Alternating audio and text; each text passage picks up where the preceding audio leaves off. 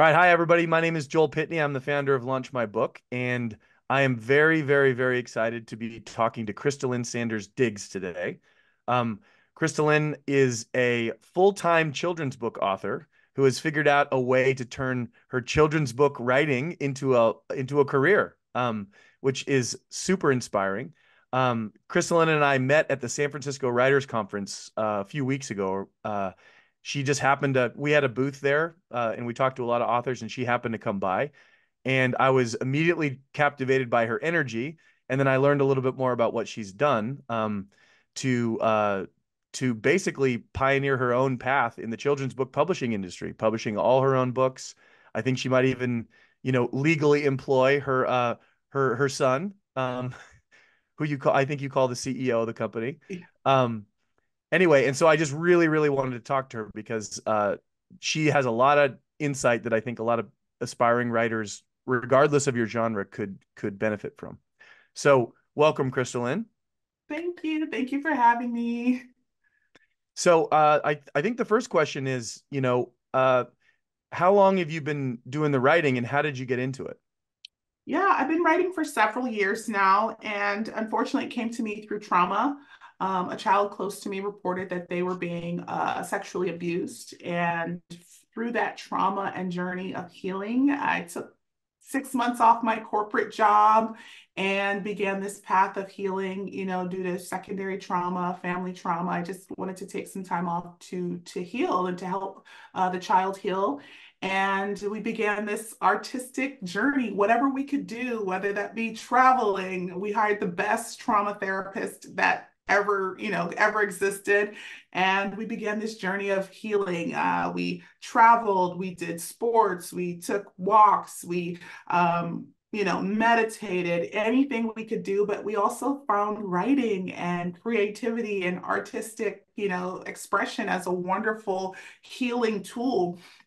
And if I were to have that conversation with her about body safety and how to protect her body, and that first conversation, how would that have gone? And my mind keeps playing, how could I have prevented this from happening in my family over and over in my brain? And I had to get it out on paper. And that gave birth to my first book, Where Hands Go, The Mm, Introduction to Safe and Unsafe Touch.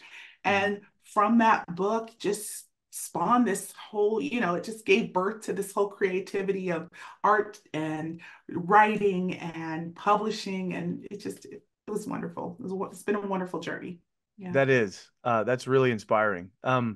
So when you decided, okay, let's make a children's book out of it, there was probably a now what moment.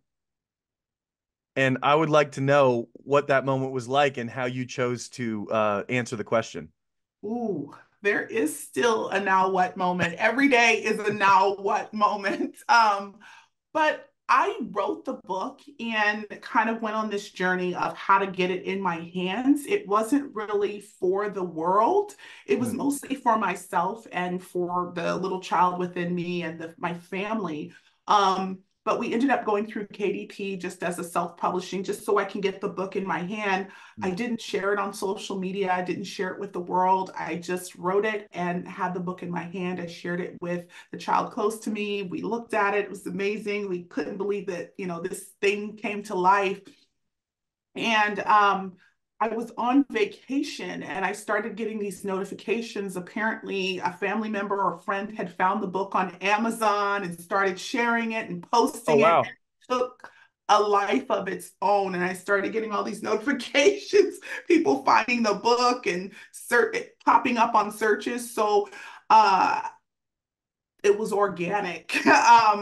But there did come a now what moment. And um, I'd say that came about 3 to 6 months after the release of that first book.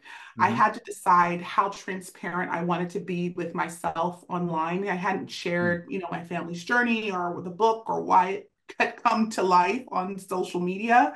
hmm. And so that was that moment where I needed to be vulnerable and share my story in hopes that it would prevent, other people from going through what my family had gone through. And so that sharing that on social media and that post that got tons of likes and really kind of launched me into the world of being an author and opened me up. Because at first I was like, I'm sorry, I don't want this type of, I know I don't want Right. to share anything online. I didn't want any type of attention or visibility or anything like that.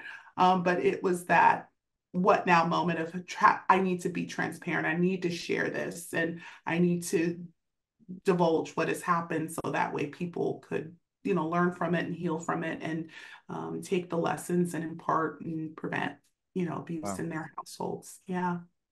And so when that happened for you and you started to and you kind of crossed over that threshold, which is a very, powerful step. And I'm really Yeah. appreciative of that because it's hard for people to do that. Mhm. So then what did you then decide, okay, I'm really gonna start trumpeting this message aggressively, and consciously and build a platform around this? How did it kind of go from there? Yeah, it was that opening up and being fully transparent online that really kind of and that positive feedback, that encouragement that allowed me to continue to share my story. Again, I returned to my corporate job, but it was the emails that kept coming and the orders and the different types of messages that kind of pulled me out of my shell. Mm, I'm a writer. Well, I was a writer. I'm a creative. I didn't know I was a creative, but I want to be an introvert. Part of me wants to be an introvert, or I was an introvert. But yeah. it was that constant encouragement, positive feedback, the need that I felt in the community to Mm, speak about and have a platform and speak about what has happened in my family that kind of pulled me out of my shell. And it was trying to balance my corporate job with the demands of, hey, can we share your book? Can we use your book? Or, all of those other things that kind of, yeah, that that's pulled me out of amazing. my shell. And Yeah. and so I mean, I've been on your website. You have so many books. I mean, you're prolific. How long did it take you to decide to make the next book? Or did you sort of just keep, just focus on the first one, or how did that kind of evolve for you? Yeah, I kept going. I never stopped. I mean, Mm, like I said, I was going through therapy, still actively in therapy. And as I'm going through therapy, I'm pulling out, I'm talking to my inner child and healing my inner child. So the mm, next book I had worked on was a book called Curves Like Mine about positive affirmations, telling yourself you're beautiful and really believing that. mm, Um, and just writing for myself and finding inspiration in children close to me and in my son and mm, and really understanding the literary community that is at large. This every day is a learning lesson, every day is an opportunity to learn and grow and to learn more about this atmosphere that I'm writing books in. And it was that demand of wanting books for my son, diverse books for my son, and all of those things that kind of kept me going. And so I still actively write, and mm, I share it with the world and hope that it resonates with another family. And if it doesn't, okay, but I keep writing, and I've been writing and wanting to see the stories that pour from my heart in illustration form. Like, how mm, amazing is that? mm. That I can actually make that happen and now know how to make that happen in real time. Yeah. So how do you do the illustrations? Is that something you do? Is that have you found someone to do it for you? How does that Yeah. work? Great question. I work with amazing illustrators. I hunt down and I scout. Well, I hunt down is not the best term. I stalk. Well, stalk is not probably the best term either, but I love illustration. I love people that can draw. I personally can't do it, but I admire it. Mm, And I find I just love artistic people. So I scroll through social media. I look on behance.net. I just love finding artists and their mm, different styles. I find that I really love bold, bright colors. So I'm really drawn to illustrators in Brazil and the Ukraine and mm. Russia. I just love that style of illustration. Depending on where you are geographically in the world, it produces different types of illustrators. So I love art. And so I find an illustrator, an artist that I think will make my story come to life and do a beautiful job. And I message them and see if we can work something out. So, yeah. That's wonderful. And so Yeah. do you use the same illustrator? Do you just use one illustrator for one book and then find another one, or do you ever do multiple books with the same illustrator? I do multiple books with the same illustrator. I work with different illustrators, constantly looking. I always have stories. I don't know why. On my note, I take tons of notes. If my son says something or if an idea comes to mind, I write it in the notes app on my phone. And I just start working through rhyme, or I start working on the story and building out the story. Tons of notes. Always keep a notepad on me at all times, just if inspiration ever strikes. I've had, stories written on, sheets of napkin or scraps of paper, and, crazy 8 months later, here's a book in front of me. I'm like, whoa. And I share that on social media, really transparent and really vulnerable and really open with, the writing process and how I go about it. But back to your question, yeah, sometimes I enjoy working with the same illustrator. Sometimes I love finding new illustrators. It just depends on if I have a story in my head or on paper that I feel like an illustrator would just do a beautiful job of it. Sometimes I'll write a story just to be able to work with a specific illustrator who's Oh, just wow. has inspired me, and just, oh, I have to work with you. So yeah. Well, that's really cool. Yeah. That's so cool. Um, so so in terms of your social media, because Mm. you have very large followings at what Mm. Instagram, Facebook, and Twitter. Is that what you use? Do you use TikTok Instagram, also? Facebook, and TikTok. Yeah. And TikTok. Okay, so Yeah. Instagram, Facebook, and TikTok. Mm. Um, what have you, I mean, you've already been talking about this a little bit, but what have you found really works to grow an audience there? I know a lot of people hear, "Oh, got to do social media," but I don't know how. What's worked for you?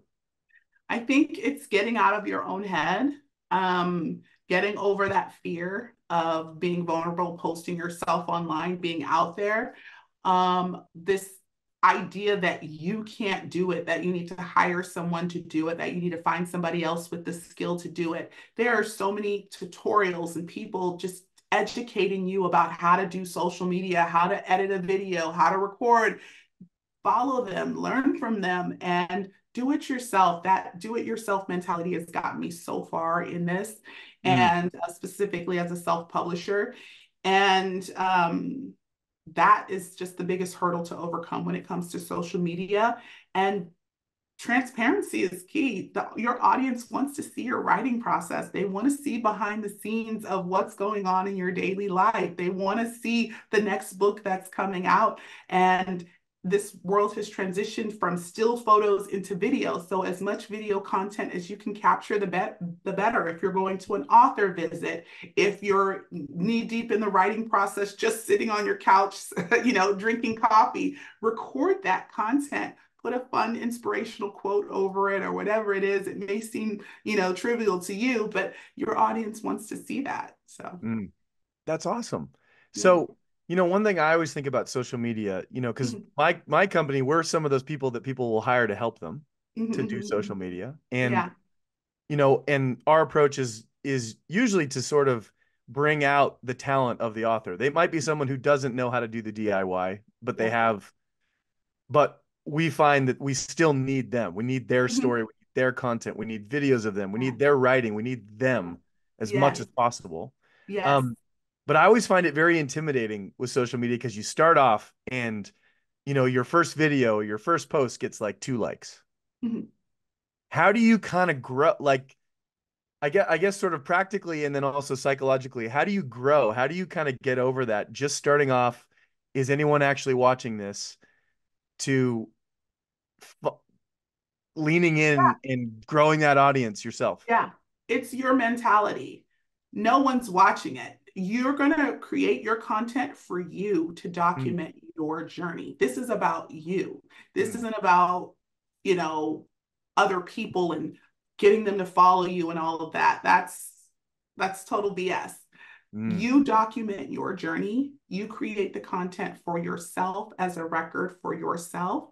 And if people like it and resonate with it and want to follow you and want to join along, the better. And most likely, if you're creating that content to document for yourself, for your kids, for your family, Other people are going to be like, oh my God, I really like this person's journey. I can see it, their path. They're recording their step by step. And when you tap into that mentality, you grow organically and naturally.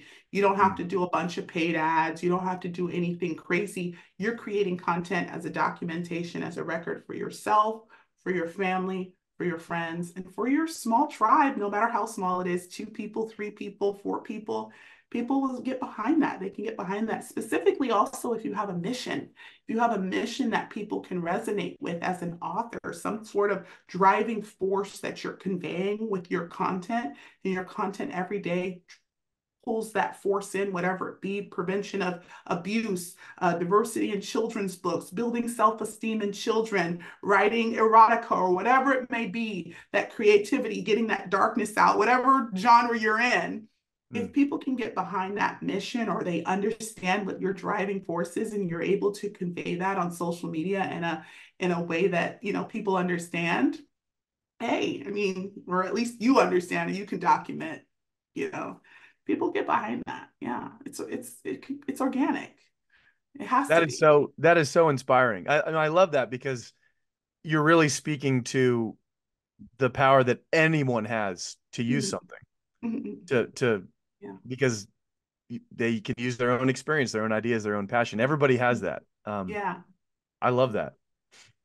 Um, so I guess another question. So, do you do any, do you do anything else to promote your work besides social media?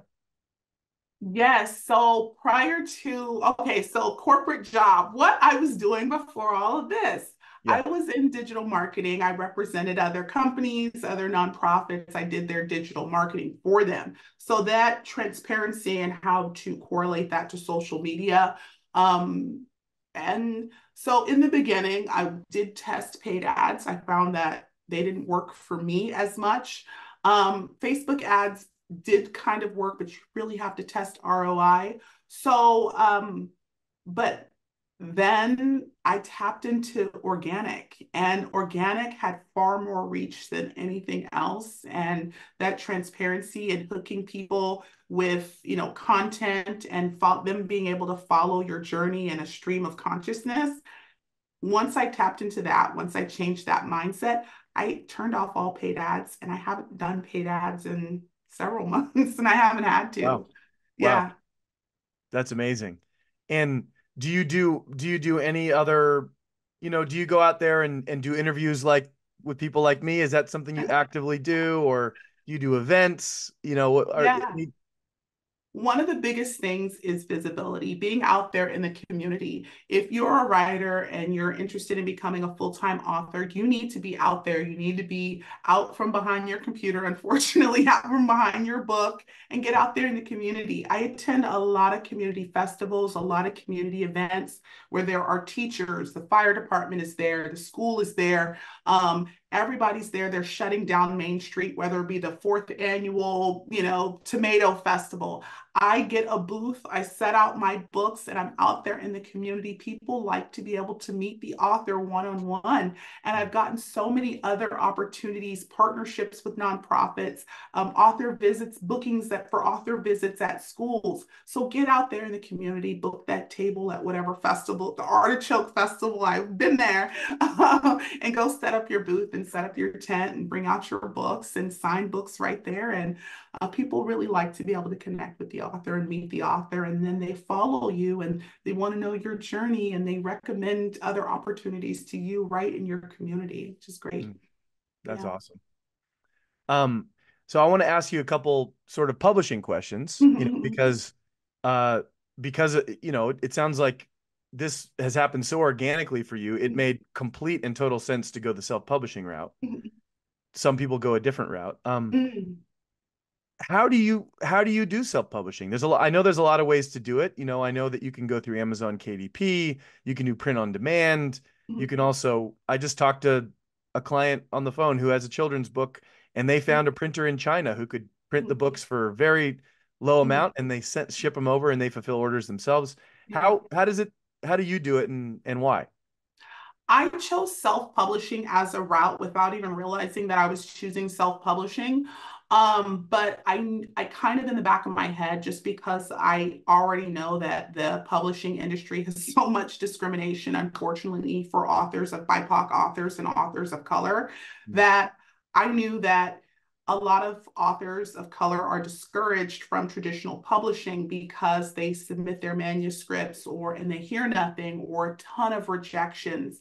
Mm. Just from telling stories that are taboo or culturally relevant to them, a lot of them get rejected. And of course, if you're writing a story about prevention of sexual abuse, I mean, very few traditional publishers are going to want to touch that type of topic. So Mm-hmm. I knew if I were going to create a book or make a book come to light, I would have to do it myself. And educational background, and probably like, oh, how do you know all of that? Ethnic studies major in college, several degrees in studying American politics, race, and all of those things. So I knew I would need to bring a book to light on my own. Mm-hmm. And I was comfortable with that. So I chose self-publishing for that route. There's so many educational tools, YouTube and all articles, just reading and diving in. You can do it yourself. Just understanding that self-publishing is just basically you putting your book out there using distributors to distribute your book. That's it. You Right. using distribution platforms to put your story out there. And once you understand that fundamental aspect, it's simple. There's so many distribution platforms. There's KDP, Barnes and Noble Press. There's Kobo Books, which recently did a merger with I forgot the name. I just sat on a panel with the person. I forgot. Anyways, there's so many distribution companies out Book there Baby, that was it Book Baby? Yeah. Book Baby, yeah. And so there's so many Ingram Spark. There's so many platforms that want your stories and your books that will put it out there for you.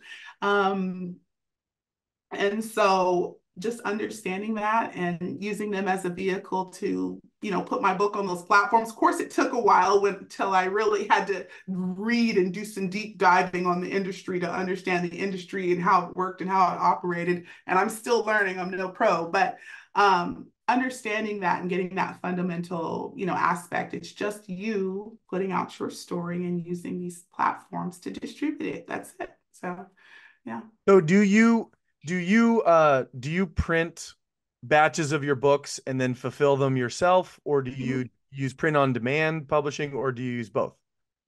So when I first started, it was print on demand. Amazon KDP was my major thing. I would send everybody to purchase the books on KDP.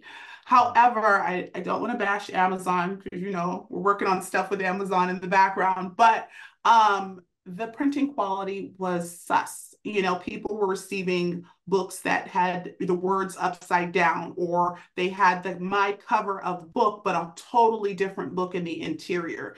Mm. And the reviews on my Amazon some of them were horrible because people received the wrong book, and that print on demand was just going through a period of absolute garbage. So it made me, and also I realized Amazon's making a whole lot of money off my book, a whole lot of money. And so I began searching for other methods to increase the quality of my books, but also try to gain some of that money back to pour into other books and other projects. And so now I do fulfillment myself as well. So I do a combination of print on demand for some of my books. Some of my older books, I haven't made the full transition. But if you purchase on my website, I'm fulfilling all of those orders myself. Oh, wow. So Yeah. on for your newer books, are they also available to purchase on Amazon and Barnes and Noble and bookshop.org and all those different places also? For my newer books, some of them are available on some of those print on demand places. However, for some books, I don't put on those sites because I want to be able to deliver to customers in a specific manner. So board books, for example, I want to be able to ship those off myself. And, because print on demand is very limited when it comes to price. when it comes to the type of book that you might print on demand. So typically, because of the size that I choose, it's really only available in paperback. Board Mm. book really isn't available at this time. So if you want a hardcover book or a board book, I print those myself and distribute those myself. Yeah. Oh, that's cool. And Yeah. you found a quality printer that you're able to work with. Oh, Yeah. that's very cool. Yeah. Yeah. And for anybody who wants to see Krystaelynne's setup, go to her social media channels, to Mhm. TikTok or Instagram. There's these amazing videos of her garage, I think, slash warehouse, Yes. and her son. What's your son's name? His name's Caleb. Caleb. And Yeah. they're in there and they're doing all their fulfillment. It's really cool. Yeah. Um, so I guess another question on that front. Let's see here. Well, what about bookstores? Have you had any success putting your books in bookstores? I don't actively do a bookstore marketing campaign where I work with bookstores. If bookstores come to me for wholesale pricing, I'll send them my wholesale pricing sheet, but it's not actively a part of my marketing or organic marketing. In that sense, I don't do any outreach to bookstores. If they find my book on Ingram and they want to order it for their bookstore, great. I've recently gotten my books with Baker Taylor in a partnership with Baker Taylor, which works with libraries mostly. But if they want my books in their store, great. But I am B2C, or business to customer, business to consumer. So my direct work is with the customer and selling to the customer directly. Oh, So that's cool. yeah. Well, and you mentioned libraries. What about libraries? Do you also, is that something that you do, or is that also similar to bookstores? Well, you'll do it if they come to you. I'll do it if they come to me. If they want my books, then they'll come to me. Yeah. I'm so small where it's just me and an assistant right now. I do have packing people that come and help, part-time packing people that come and help, but no dedicated marketing person. Everything right now, our growth has just been very organic. So if it comes, great. And we're just trying to keep up with all of that as well. So maybe in the future we might do some direct marketing to bookstores and libraries, but it's not a need at this time. I mean, That's cool. it's great, but it's not. Yeah, No, it's I'm not. I'm curious because it's something that we are actively working on, is trying to Mhm. figure out ways to get self-published authors into bookstores, because Mhm. that's very challenging. So Yeah. I'm always looking for interesting stories about that. Yeah. Um, so I guess what one thing I'd love for you to talk a little bit about is your foundation. I saw you have a foundation. Is that true? Yeah, it's a baby. I obviously have been pulled away from a lot of the work with the foundation, but I started a Kids Again Foundation, which is designed to help children who are victims of sexual abuse become children again, and will sponsor their participation in extracurricular activities and different things designed to just help them gain that childness back after something so adult has happened to them. And so yeah, if anyone wants to donate to Kids Again, we're in our donation. We need donations to keep going so we can hire more people to help with the foundation and grow the foundation, because it's got a wonderful mission. And we have our 501(c)(3), so we are federally recognized nonprofit. So just small but growing. Yeah. That's great. Well, no, thanks for sharing that. And we'll make sure that we have links to all your different things. So anyone who's watching, don't worry if they don't have to take notes. We'll include that. Um, I guess sort of my last question, which is a bit of a big question, would be, what advice do you have for people who have decided, you know what, I've got a book, I want to self-publish it. What advice do you have for them? Keep going. It may not be your first book that takes off, but take this as a journey. It's a learning process. Keep writing. Don't just think that, oh, the first book is it's gonna be the one. It may be your second book. It may be your third book that takes off and gets traction. Learn from all of your mistakes. Learn from all of your successes. It's a learning process and a learning journey. And you're here to share it with the world, and you hope and pray that it resonates, but be proud of what you've put out for yourself and for your family and for whatever mission you decide to serve, and learn from it, grow from it, and keep going. Don't give up. That's the biggest thing, is perseverance, tenacity, and just just that ability to stick to it. So persevere and keep going. Hmm.